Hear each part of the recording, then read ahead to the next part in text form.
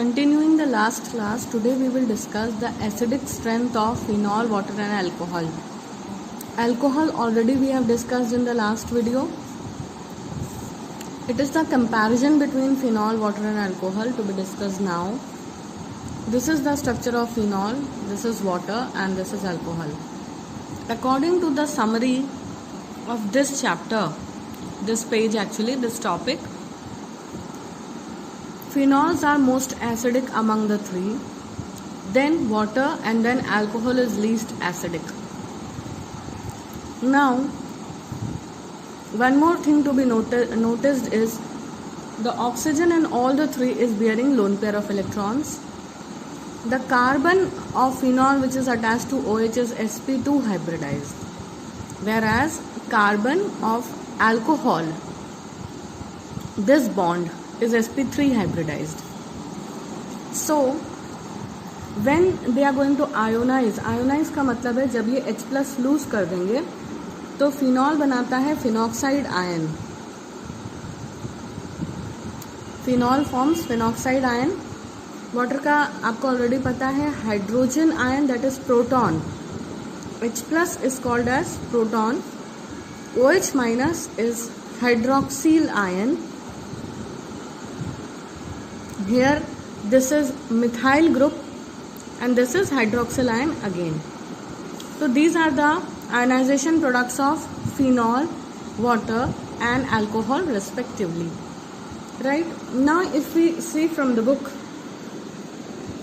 and we discuss, so we will come to know alcohols they act as Bronsted bases as well. Means alcohols are amphoteric in nature. Alcohol और water दोनों ही amphoteric होते हैं. Amphoteric क्या होता है? कोई ऐसी चीज जो वो एसिड और बेस दोनों की तरह काम कर सकती है, उसे एम्फोटेरिक कहते हैं. The term is amphoteric. Anything which can act as both acid and base. तो अल्कोहल जो है जब H प्लस दे रहा होता है तो वो एसिड की तरह काम कर रहा होता है, क्योंकि पहले ही बता चुकी हूँ all the acids are H plus donors. लेकिन अल्कोहल जब ब्रॉन्स्टेड बेस की तरह काम करता है तो इस समय it is due to the presence of unshared electron pairs on oxygen. तो वो बेस की तरह इसलिए बिहेव करता है क्योंकि ऑक्सीजन पे lone pair of electrons present होते हैं. जब वो H प्लस देता है तो वो एसिड की तरह बिहेव करता है, लेकिन जब वो लोन पेयर शेयर करता है तो वो बेस की तरह बिहेव करता है. और ये इलेक्ट्रॉन्स प्रेजेंट होने के कारण ये इसको H प्लस का एक्सेप्टर बनाते हैं, इसीलिए ये बेसिस की तरह एक्ट करते हैं. Now we will talk about acidity of phenols. Phenols जो रिएक्शन देते हैं मेटल्स के साथ, हम पहले पढ़ चुके हैं सोडियम और एल्यूमिनियम के साथ फिनॉल की रिएक्शन. तब हमने ये देखा कि फिनॉल जो है वो sp2 हाइब्रिडाइज्ड कार्बन से OH ग्रुप जुड़ा है, जो कि इलेक्ट्रॉन विड्रॉइंग ग्रुप का काम करता है. आपको ये मालूम होना चाहिए कि ये जो बेंजीन रिंग है, एक्चुअली ये बेंजीन रिंग नहीं है, ये फिनाइल ग्रुप है C6H5. यहाँ का जो हाइड्रोजन था उसकी जगह OH लगा हुआ है ना. तो यहाँ पे क्या हुआ, ये C6H5. तो ये जो C6H5 है वो कुछ ऐसा होता है, सब जगह एक एक हाइड्रोजन है सिवाय इस पोजीशन के. तो यहाँ पर अनसैचुरेशन होने के कारण, रिंग में डबल बॉन्ड होने के कारण, ये जो रिंग है ये इलेक्ट्रॉन विड्रॉइंग का काम करती है. इलेक्ट्रॉन विड्रॉइंग ग्रुप है ये. इलेक्ट्रॉन विड्रॉइंग ग्रुप का मतलब क्या होता है? -I group. जो मैं आपको इंडक्टिव इफेक्ट का वीडियो ऑलरेडी शो कर चुकी हूँ. तो इंडक्टिव इफेक्ट में मैंने आपको बताया था कि इलेक्ट्रॉन विड्रॉइंग ग्रुप्स जो हैं वो इलेक्ट्रॉन्स को विड्रॉ करते हैं, निकाल लेते हैं दूसरे से. तो इलेक्ट्रॉन विड्रॉइंग होने के कारण जो चार्ज डिस्ट्रीब्यूशन है फिनॉल पे वो रेजोनेंस दिखाता है. ऐसा ही सेम एक्सप्लेनेशन आपने क्लोरोबेंजीन का पढ़ा था जब आपने हेलो एल्केन और हेलो एरीन की न्यूक्लियोफिलिक रिएक्शंस का कंपैरिजन किया था. तब वहां पर आपने पढ़ा था, अभी टेस्ट में भी एक क्वेश्चन दिया था मैंने कि क्लोरोबेंजीन और क्लोरोहेक्सेन में से कौन न्यूक्लियोफिलिक रिएक्शन ज़्यादा आसानी से देगा. तो जो एक्सप्लेनेशन वहाँ था वही सेम बात यहाँ पर है कि ये जो है रिंग जो है वो इलेक्ट्रॉन विड्रॉइंग है, जिसके कारण क्या करती है, ये कोशिश करती है कि ऑक्सीजन के लोन पेयर्स ले ले। इसके कारण फिनॉल ये 5 रेजोनेटिंग स्ट्रक्चर शो करता है।